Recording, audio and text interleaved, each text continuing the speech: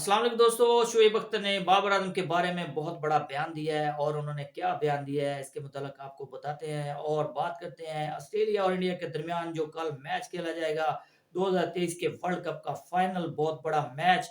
इस पर भी आपसे बात करेंगे और शान मसूद की इंजरी को लेकर बात करेंगे कि शान मसूद की क्या रिपोर्ट्स आ रही हैं और इसके अलावा पाकिस्तान की क्रिकेट में क्या हलचल चल रही है, आजकल क्या हलचल मची हुई है, तो इसके मुतालिक भी आपको बताएंगे। तो स्टार्ट करते हैं शोएब अख्तर के बयान को लेकर कि उन्होंने बाबर आजम के बारे में क्या कहा है। तो उन्होंने कहा है कि पाकिस्तान क्रिकेट बोर्ड ने बहुत जल्दबाजी की है और पाकिस्तान क्रिकेट बोर्ड के पास सब्र का लफ्ज नहीं है और उन्होंने बाबर आजम के साथ नाइंसाफी की है, उनको कैप्टनसी से उतार कर वो भी अंडर प्रेशर करके और इतना प्रेशर डाला उस बच्चे पर उन्होंने और उसने तीनों फॉर्मेट से इस्तीफा दे दिया और पीसीबी को ये नहीं करना चाहिए था। उन्होंने नाइंसाफी की है बाबर आजम के साथ और ज्यादती हुई है बाबर आजम के साथ। उनको कम से कम टेस्ट क्रिकेट का कैप्टन बरकरार रखना चाहिए था और बहुत बड़ा दौरा आ रहा है, दौरा ऑस्ट्रेलिया, तो बाबर आजम को होना चाहिए था कैप्टन, लेकिन पीसीबी ने बहुत जल्दबाजी की है और नाइंसाफी की है और ये ऐसे ही छोटे फैसलों की तवक्कुआत की जा सकती है पाकिस्तान की क्रिकेट में।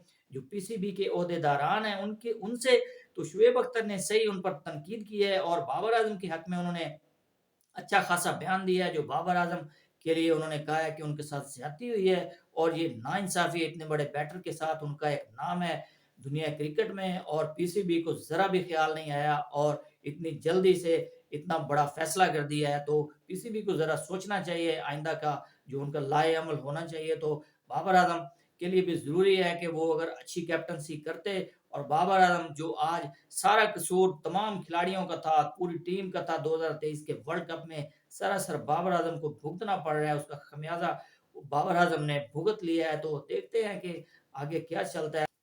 जी, तो इसके अलावा बात करते हैं इंडिया ऑस्ट्रेलिया का मैच जो बहुत बड़ा फाइनल होने जा रहा है। कल ऑस्ट्रेलिया और इंडिया के दरमियान फाइनल मैच खेला जाएगा, तो इस पर बात करते हैं। इंडिया और ऑस्ट्रेलिया की दोनों की जबरदस्त उनका स्क्वाड, बहुत ही परफेक्ट बैलेंस बॉलिंग अटैक और बैटिंग।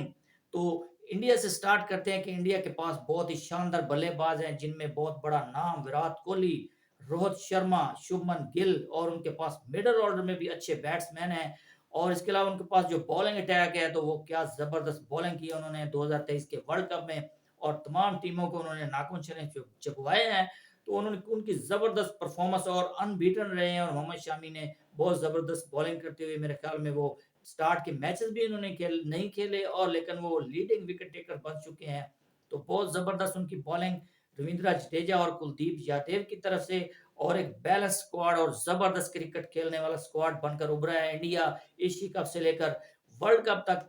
तो ऑस्ट्रेलिया की बात करें तो ऑस्ट्रेलिया ने जब 2023 के वर्ल्ड कप का स्टार्ट किया तो उन्होंने 2 मैच अपने पहले हारे थे, लेकिन बाद में जो उन्होंने टीम को उठाया है तो फिर वो नीचे नहीं गिरे और उन्होंने पीछे मुड़कर नहीं देखा और एक से बढ़कर एक उन्होंने अच्छी परफॉर्मेंस देते हुए, जैसा कि मैक्सवेल ने अफगानिस्तान को धोया था, सही फेंटा लगा और चेज करते हुए उन्होंने डबल सेंचुरी जड़ दी थी और हिस्ट्री क्रिएट कर दी उन्होंने। और ऑस्ट्रेलिया के पास बहुत शानदार बल्लेबाज हैं, David Warner, Smith, Labuschagne, Mitch Marsh और जो उनके पास मैक्सवेल हैं तो क्या जबरदस्त हैं वो भी। और उनके पास बॉलिंग अटैक में जैम्पा हैं, हेजलवुड है और मिचेल स्टार्क हैं, बहुत जबरदस्त बॉलिंग। उनके कैप्टन पैट कमिंस वो भी जबरदस्त बॉलर हैं और बैलेंस स्क्वाड है ये दोनों के। देखते हैं जो टीम अच्छा खेलेगी तो विन कर जाएगी। जी, तो दोनों टीमों के लिए बेस्ट विशेज हैं, जो टीम अच्छा खेलेगी वो विन करेगी और दोनों टीमें बहुत ही जबरदस्त हैं और जबरदस्त खेल पेश कर रही हैं अपना 2023 के वर्ल्ड कप में।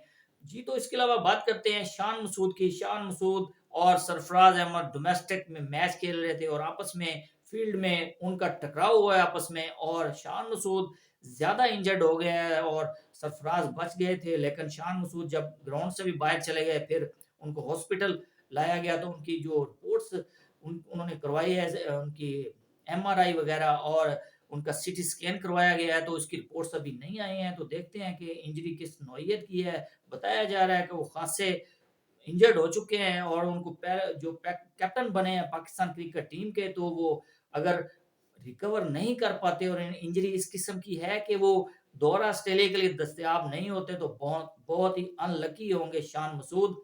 और ये उनके लिए बहुत अच्छा चांस था अपनी स्किल शो करने के लिए और एक अच्छे, अगर वो अपने आप को बैटिंग में साबित कर पाते तो मेरे ख्याल में वो काफ़ी लंबा अरसा चल सकते थे, पाकिस्तान क्रिकेट टीम को लीड कर सकते थे, लेकिन अनलकी रहे, वो अनफिट हो चुके हैं और देखते हैं कि अगर वो रिकवर कर पाते हैं, तो फिर वो जाएँगे दौरा ऑस्ट्रेलिया टीम के साथ एज़ ए कैप्टन। अगर वो नहीं कर पाते, तो वो बहुत ही अनलकी होंगे और उनके लिए बुरी खबर है, और पाकिस्तान क्रिकेट टीम के लिए भी बुरी खबर है, वो नए कैप्टन बने हैं बाबर आजम के इस्तीफा देने के बाद। तो इसके अलावा पाकिस्तान क्रिकेट के जो शाहिद अफरीदी हैं, उन्होंने एक बयान दिया है कि मैं जो है वहाब रियाज और अ, मोहम्मद हफीज उनको उनको बिल्कुल बैक करूंगा। तो बिल्कुल आप इसीलिए बैक करेंगे कि उन्होंने बिल्कुल वोट दिया है और सपोर्ट किया है शहीन अफरीदी को कैप्टन बनवाने में, उन दोनों का हाथ है। और क्योंकि वो मोहम्मद हफीज हेड कोच बन चुके हैं और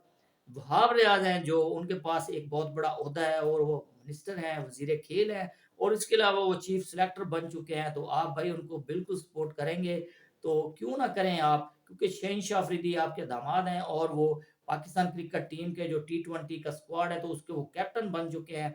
और आपने लॉबिंग की थी उसको बनवाने के लिए, और उसके बाद आपने कहा कि जी नहीं, मैंने तो कोई लॉबिंग नहीं की। तो फिर आज आपने फिर बयान दे दिया है कि मैं इनको सपोर्ट करूंगा, तो इसके पीछे जरूर कोई ना कोई बात होती है। जी दोस्तों, तो अब तक के लिए इतना ही। मजीद स्पोर्ट्स अपडेट के लिए वीडियो को कर दे लाइक और चैनल को कर दे सब्सक्राइब। अल्लाह हाफिज।